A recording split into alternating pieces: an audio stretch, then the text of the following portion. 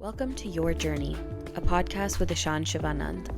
My name is Juhi Gangarmani, and every week we bring episodes to our listeners that address topics ranging from meditation and maintaining well-being to how we address anxiety and mental health challenges people face. We hope to give you more clarity and support on how to cope with daily and lifelong stressors while we support and uplift you on your journey. In today's episode, we're going to be discussing discrimination, self-expression, and how we lead our spiritual journeys. Our podcast is called Your Journey, and I would say our mission is to support people on their spiritual journeys through mental health and wellness practices coming from South Asia. Many people find it difficult to express themselves and be who they are in an already judgmental world made by social media and preconceived notions about spirituality. Ishanji, why is it important for us to practice self-expression and openness in our respective spiritual journeys? Today in the West, yoga is very famous, and everybody looks at the physical aspect of yoga. But a lot of people don't look at the cognitive, philosophical aspect of yoga, and without that, it is meaningless. So, let me give a reference. Most of the yoga that we study come from a gentleman called Patanjali. He was a great philosopher and he made a manual on mental health that he called sutras. In that manual for mental health, he says that all the nonsense that happens in our head, it could be pinpointed towards a concept called avidya. Avidya, he says, is lack of awareness of who we are. And he guides that avidya, lack of awareness of who I am, not knowing who I am, leads to asmita, which is ego. So if I don't know who I am, I let others decide who I am, and I use those labels to then define me. That false I that I create to survive, because I need to have some form of identity, will lead to rag and dvesh, which means attraction towards people who complement my false ego, and repulsion towards the people who reject me. So all my life is wasted on hating the people who reject me, or being attracted to the people who compliment me. And that, he says, leads to abnivesh, which means great fear. So always living in a state of fear. Will I be accepted? Will I be rejected? Will I be accepted? Will I be rejected? Now imagine the constant stress and anxiety that you have to live with in that state of fear. And all this arising from not knowing who I am. So this self-expression is most important, because that can lead you on a journey of self discovery. Because if that doesn't exist, then you are going down to the path of what Patanjali says, avidya. And that avidya will lead to a lot of mental health disorders. I liked how you talk about relying on other people to give us validation and feeding off of people's energy and working towards if someone hates us, then we hate them. And it's a continuous, both external and internal battle. And we see this a lot on social media, especially when we're interacting with people on social media and trying to put forth the best version of ourselves. How does self-expression on social media play a factor in how we impact our well-being and how we experience discrimination or even bullying?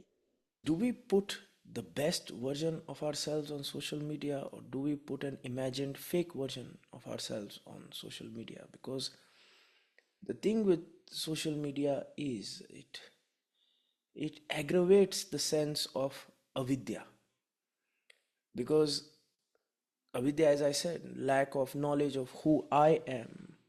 and now I have created this illusion of who I am, so I can be richer than I really am on social media. I can be cooler than I really am on social media. And then I have to defend this false creation on social media, and somewhere down the line it must be there in our own hearts that what I'm projecting out there is not honest. There's this story that I like to tell about this gentleman who is extremely rich, and he knows his self-worth, and he is worth billions of dollars, and he rolls up in a Ferrari, and he gets out of the car, and he's wearing extremely expensive branded clothes, and he's wearing a expensive Audemars Peugeot watch or a Patek Philippe watch, and he puts on his Louis Vuitton glasses, and as he's walking down, somebody from behind yells, "Beggar!" Now, this person will not be affected because he's a billionaire. He knows his self-worth. In fact, I think he'll take out $100 and he says, "Where's the beggar? Point him to me and I'll give him the $100." But, but imagine if a person goes to the shady part of town and he buys a fake Rolex where, instead of the R it's a D, it's a Dolex. Instead of a Gucci, it's a Pucci. Instead of an LV, it's an MV. And he knows he's fake from top to bottom, and he's walking down the street and somebody yells from behind, "You beggar!" This person will get offended. He'll have to jump, he'll have to defend that he is not fake, and he will have to convince the other person, and he in his head knows he's lying, and the other person knows he's lying, and it's all about that confrontation, that how dare you call me out on my bullshit.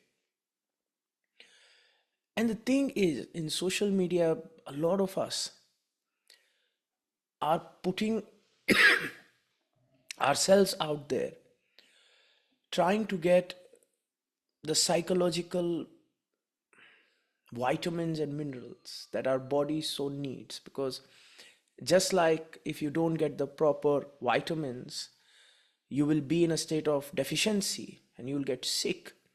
In the same way, there are some psychological needs as well. We all need love. We all need compassion. Without love, our life is meaningless. Without compassion, our life is hard. We all need friends. We all need people who care about us. I mean, we know this. We know this. There was a study done on rhesus monkeys where a baby monkey was alienated from his group, and in that alienation, the monkey got more and more aggressive, more and more psychotic, and there was a point where the psychological damage became irreversible. So even people, they need that community. They need people to care for them, and without those loving, beautiful relationships, we don't know when that irreversible psychological damage can happen. So either we can go out into the world and we can seek those meaningful relationships, or we can be on social media and we can sort of fantasize about those relationships through social media. And it's not our fault.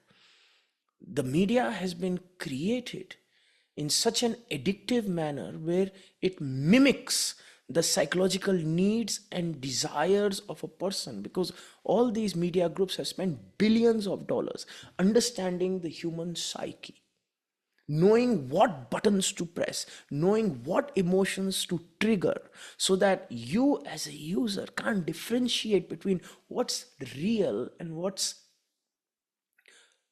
pulling me as a fake addiction. It's like relationship versus pornography, where you are just pulled towards something, and what's being presented, it's not human, but it is such a supernormal stimulus that's what pulls me towards itself.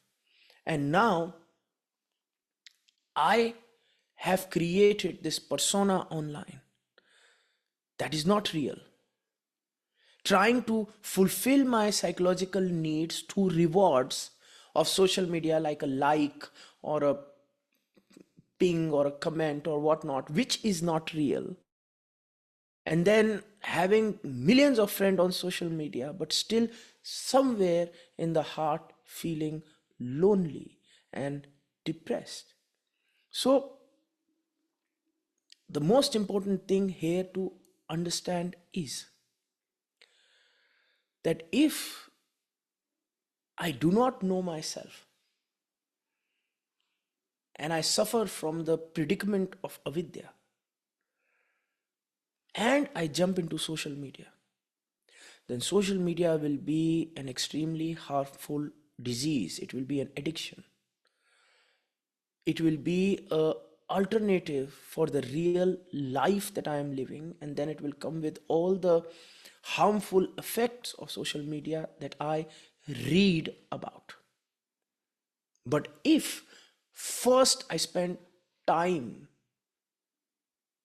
to create vidya, because the opposite of avidya is vidya, knowing myself, understanding myself, being grounded in myself, then social media can be one of the most powerful tools that has ever existed in the history of humanity, because now I am jumping into battle like a knight in the shining armor.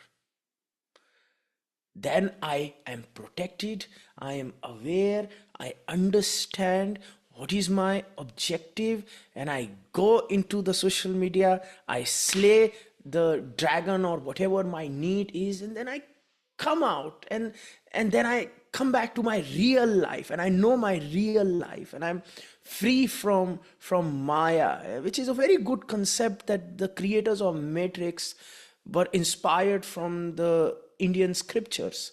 Because if you look at the creators of matrix, and you see where they got their ideas, and you will find that they got this from the concept of maya. They called it matrix. And a person who's self-aware like Neo, the one, he has his life, he has his love outside Trinity, but then he jumps into the matrix, he does his mission, boom ba boom, wham wham wham, ta ta, dishum dishum, comes out, not attached, doing what needs to be done. So I'm not saying social media is bad. Social media is like riding a dragon. It is what it is. It has 1001 good things and it has a million bad things. But if vidya is there, then definitely we will be much more stronger to jump in social media and do what we can. Because the thing about social media is it brings about the worst in humanity, because people are hidden behind the computer screens, and nobody knows, nobody everybody thinks that they are anonymous. So we don't know what that anonymous person has been through in his day. So he is taking out his frustration, and what we have to understand is a person who's extremely mean, or a person who's judging us, is not judging us because they don't know us. They are just projecting their own prejudices, their own ignorance. I remember a mom came to me and said, "My son will not come to you to learn because he doesn't like you." I said, "How the hell does he not like me? He doesn't know me. What frame of reference can he give? I think he doesn't come to me because he doesn't like you. Because he knows you as a mom, and probably you have pushed plenty of bullshit things down his throat. So he's thinking that this is another one of the bullshit things that you're going to push down his throat. So he say, I don't like that person. So how can he judge me? He is just projecting what's inside him. And in social media, when person is doom scrolling, you have like 2 seconds to make an impact. And in that 2 seconds, of course, you can't make an impact about your thoughts, your cognition, your mind. You can only make an impact about your presentation, your beauty. And in that, a person will judge you, project what's inside him on you. And when we are going into that social media, understand we are going into that world of projection, of prejudice and ignorance. And if we have vidya, we know who we are, then we know that this is not on us. If somebody is saying bad things to us, it's not they're judging us, they're just projecting what's inside them, what they have lived through, what traumas they have, what afflictions they have, what lack of love they have, what chronic tiredness they have, what exhaustion they have. And they just found a medium and they're like, you're bullshit. Boom. And that's their second of relief. And if I take it upon me, then life is going to be extremely hard. It's like the story of Buddha.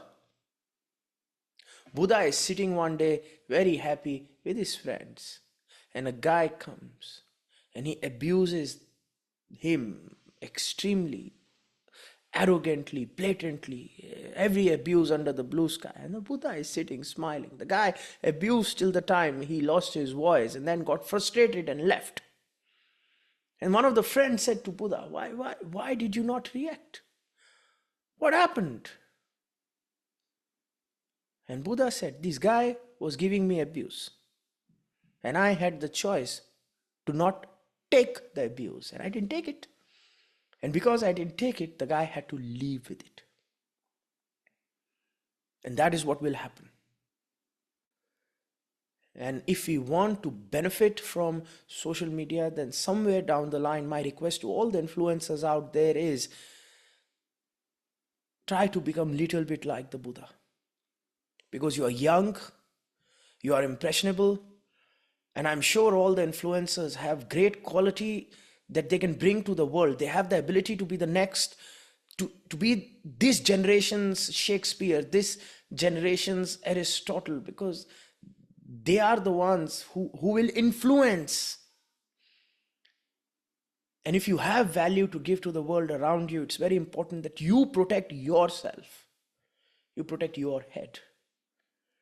And little bit of self-awareness, grounding will help you. I appreciated how you talked about fulfilling our needs and doing our best to focus on ourselves and ground ourselves. And we've talked a lot about meditation and how it's used to ground ourselves, but how do we use meditation to support our youth to fulfill their own needs?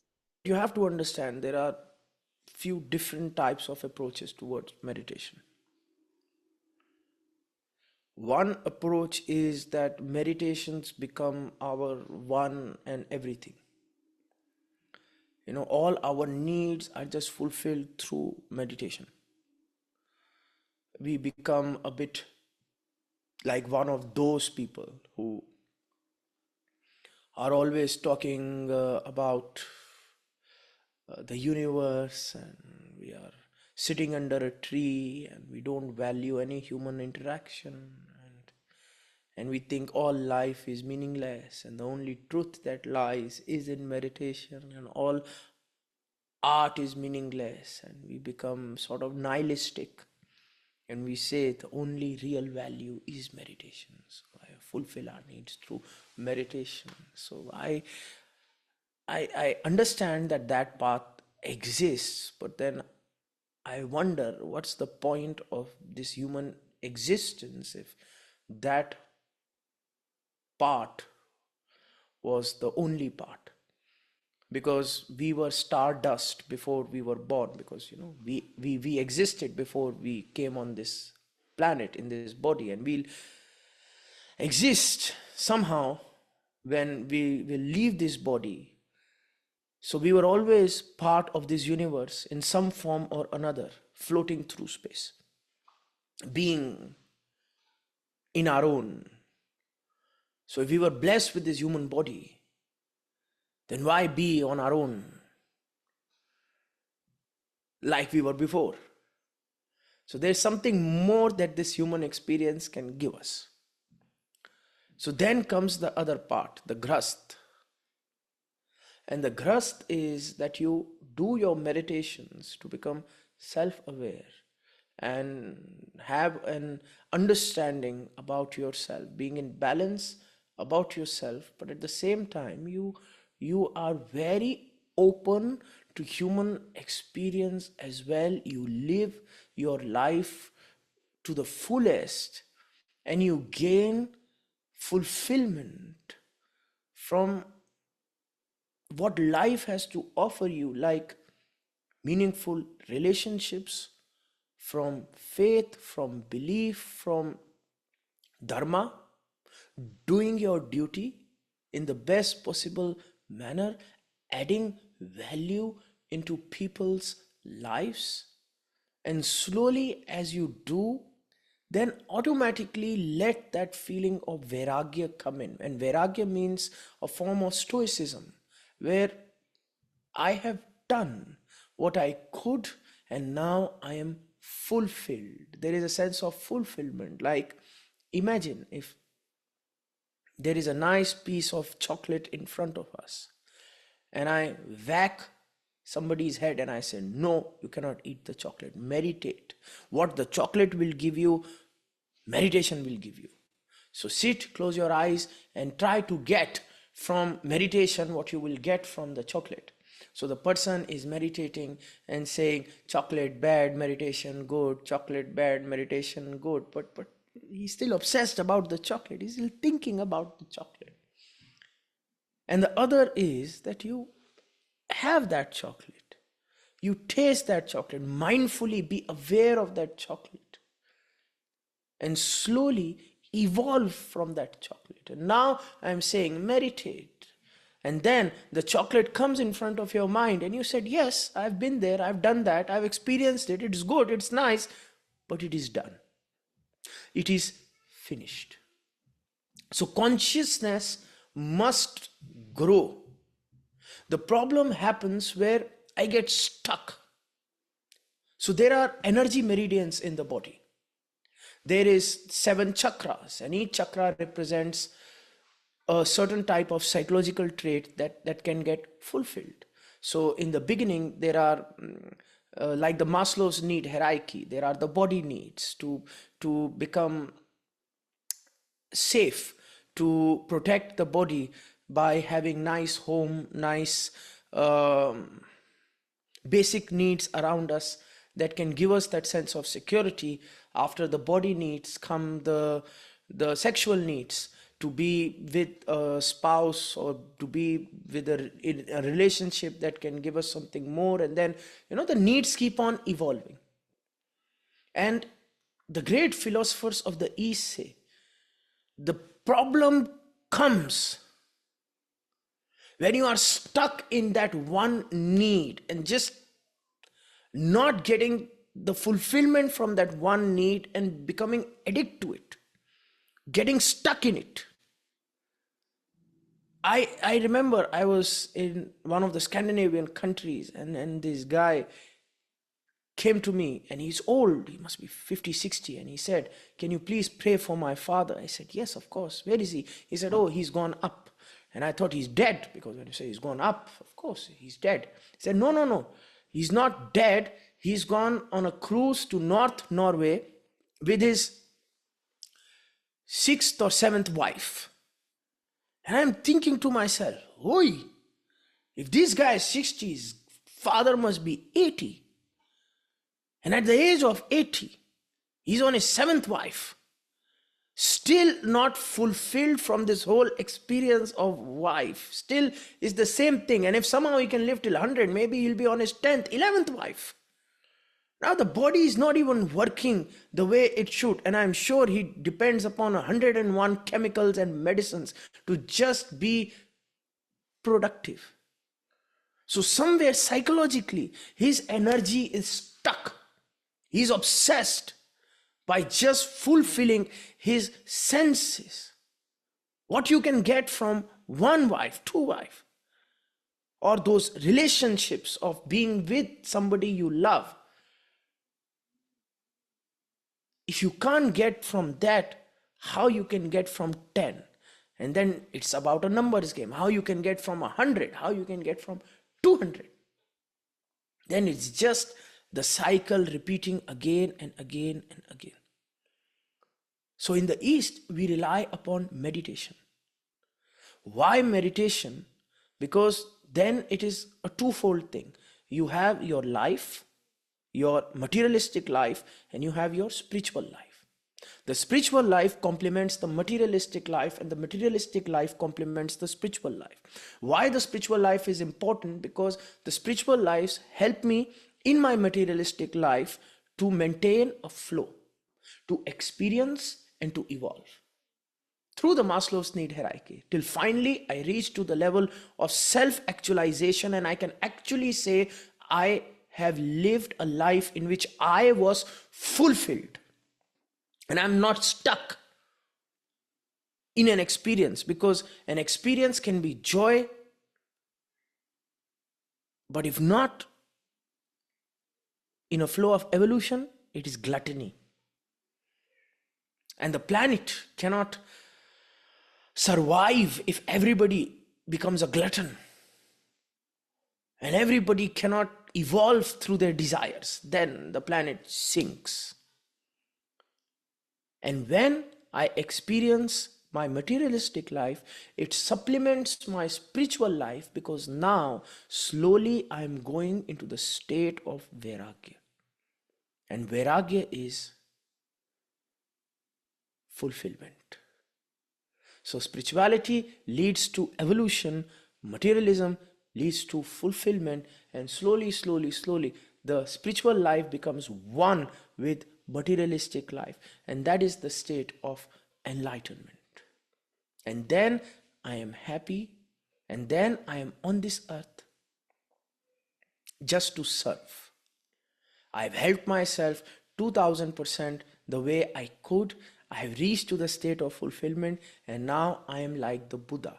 Now the only purpose of my life is, because there's nothing I can do for myself, now I'll do things for others.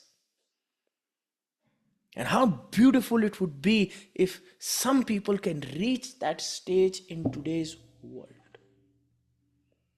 And that is a beautiful sutra that I was reading to a meditation class a few days ago, and it said, Lok Ananda Samadhi Sukham. And what it means is your enlightenment will lead to the joy for the universe. Because once you reach to that stage where you are fulfilled, you are happy, you are in a state of perfect bliss, then your enlightenment will help others, because at that stage, the only thing you can do with your life is help other people. So you will spread that joy, you will spread that bliss. So your personal meditation becomes a gift to the universe that is around you. Love how you described this being a gift to the universe and also just to ourselves. Many of our listeners are on their own spiritual journeys that look like figuring out who they are and their core values and strengths, or just trying to find the balance between their religion and spirituality. Even as a South Asian woman myself, I want to try to highlight to people what are some benefits that we can talk about that shows spirituality without affiliation with politics or religion, and expressing this without just a fear of discrimination. Very powerful question. And a few things to consider in the question.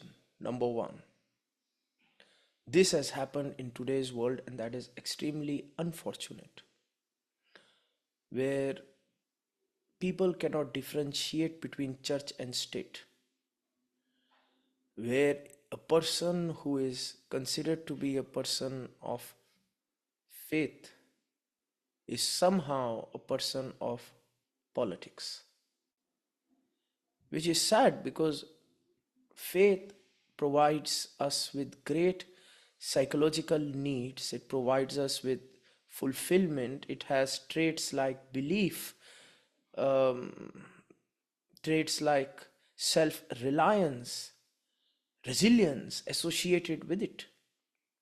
And if to the youth again and again the picture that is given is that to be spiritual is to have political affiliation, then the youth will not want to be politically affiliated, because politics changes, politics can become dirty, and politics has its problems.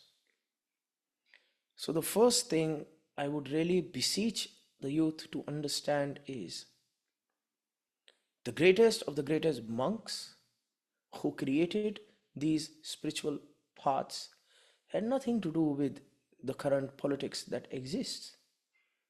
Their only objective was to help you. So do not correlate the current politicians with the great monks, spiritual guides, and ascended masters of the past. They have great value to bring to your life. They have great teachings that they can give you. And we should not judge them with today's sensibilities.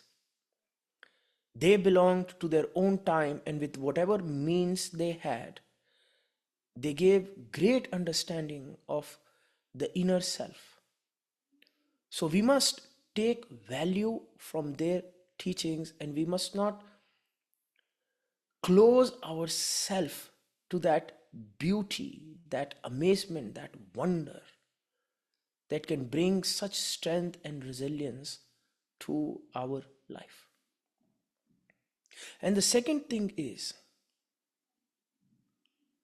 how to protect ourselves from judgment when we are expressing ourselves. Here also, you must realize spirituality is a very personal path. It is a path of self growth and evolution. You will benefit so much with the spirituality that you practice in a room alone than the spirituality that you practice in front of 101 people. Even in the East, many times I'm with the youth and they would like to wear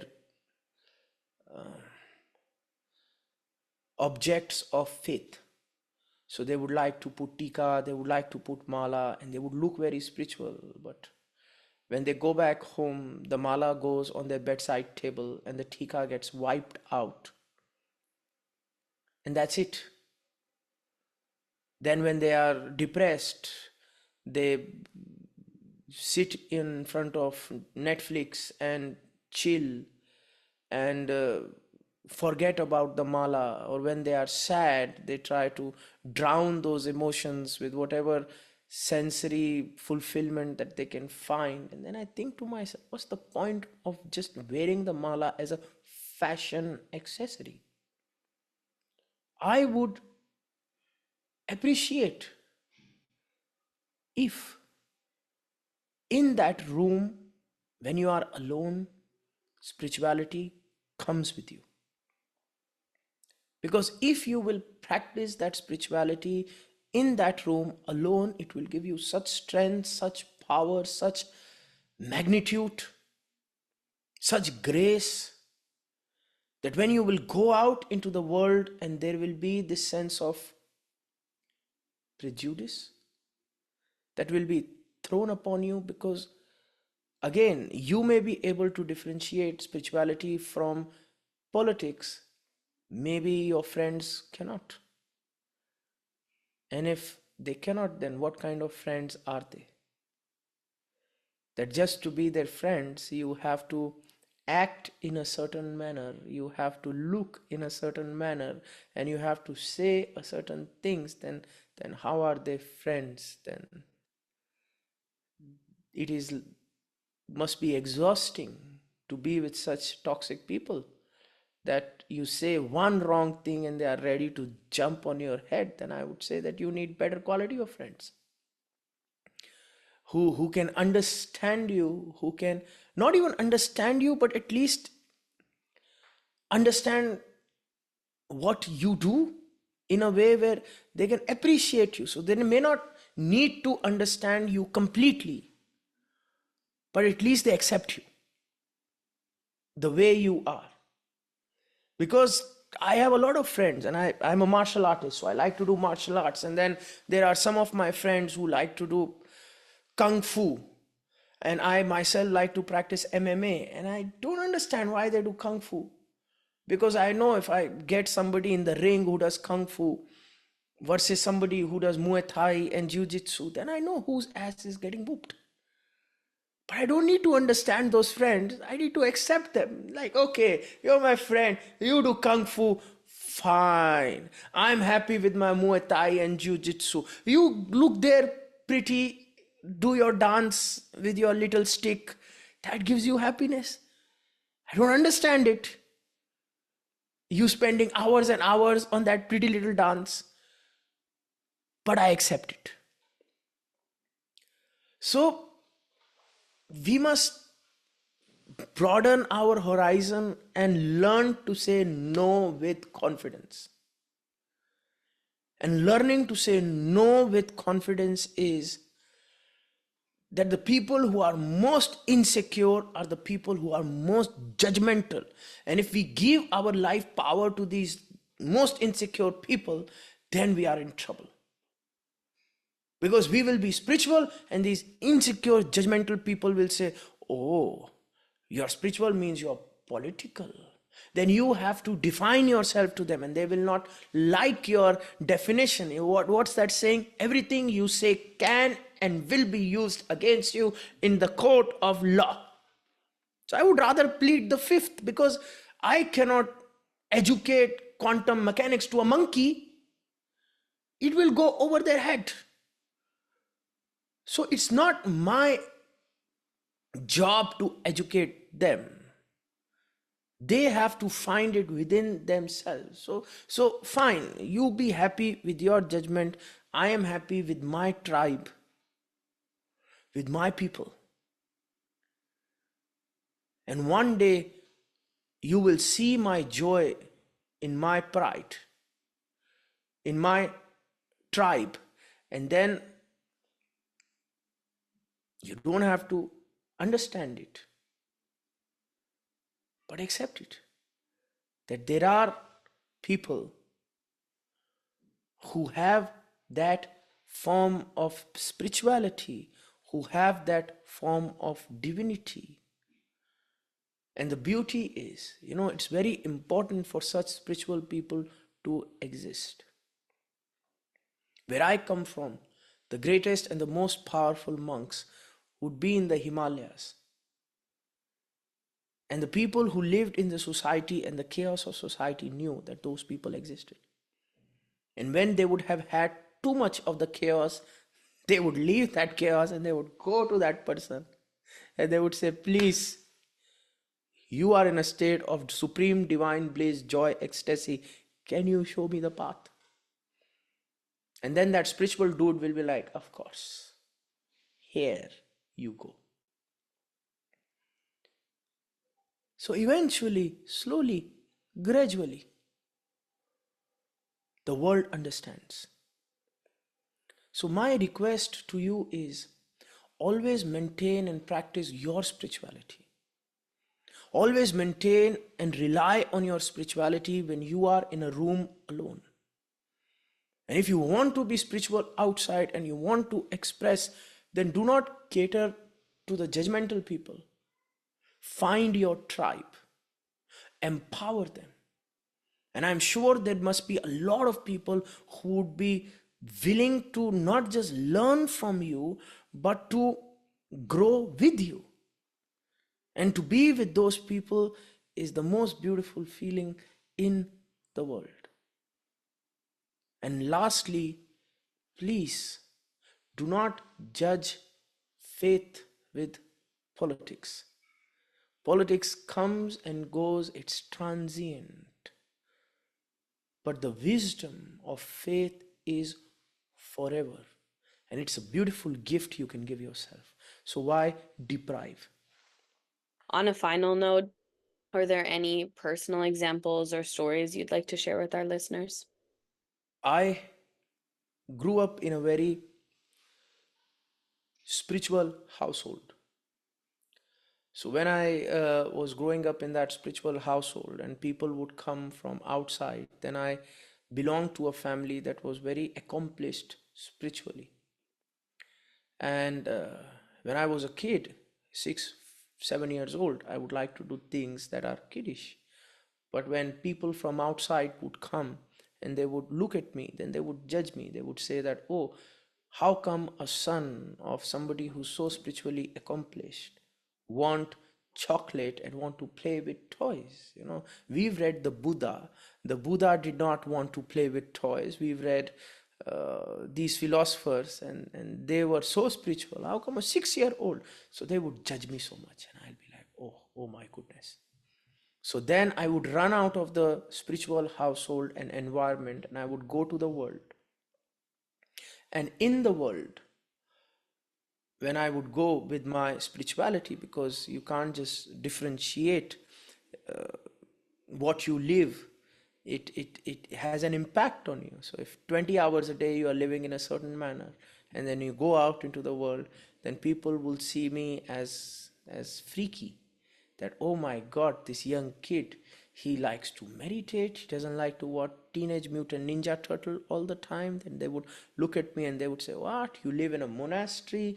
Do you fart rainbows? And do you, how different is your life, and what do you do, and this and that?